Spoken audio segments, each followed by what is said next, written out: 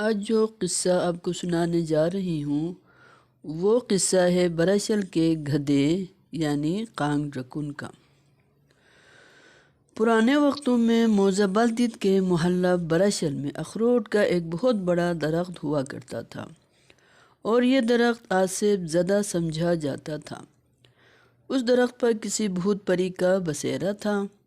روایت کرتے ہیں کہ رات ہوتے ہی اس درخت کے نیچے چلے جانا خطرے سے خالی نہیں سمجھا جاتا، کیونکہ اگر اتفاقاً رات کے وقت 2 آدمی اس درخت کے نیچے چلے جاتے تو ان میں سے ایک آدمی مر جاتا اور دوسرا بچ جاتا تھا، اور یہ واقعہ کئی عرصے تک جاری رہا اور اس طرح لوگوں کی کافی جانیں بھی ضائع ہوتی گئیں۔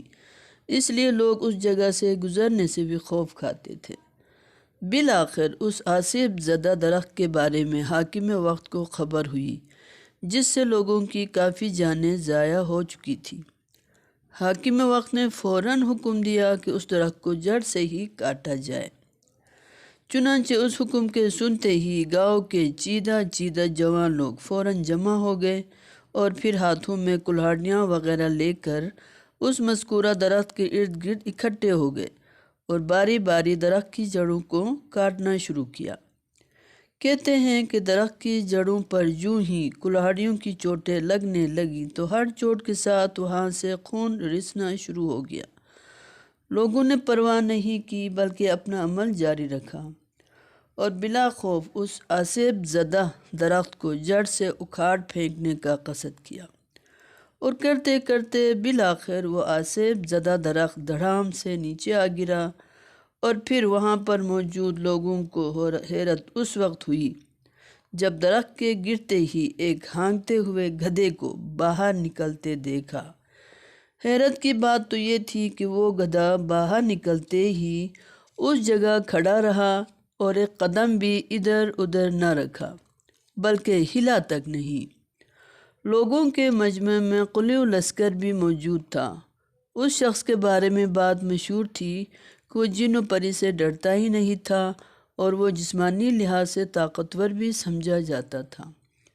علاوہ ازیں وہاں پر موجود نوجوانوں میں ایک اور طاقتور اور نڈر جوان موجود تھا۔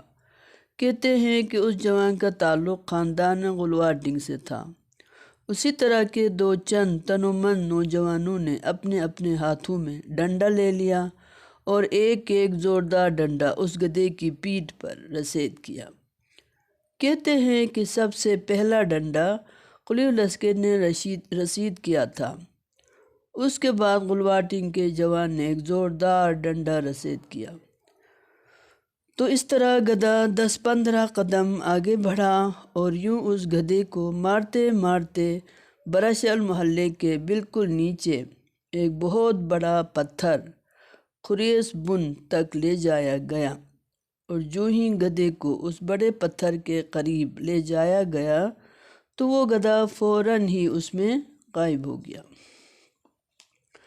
روایت کرتے ہیں کہ ان دنوں شونگکور اور حکممو کی کاہن گری کا دورہ تھا اور ان کی کاہن گری سے بہت ساری آفات پر قابو پا لیا گیا تھا۔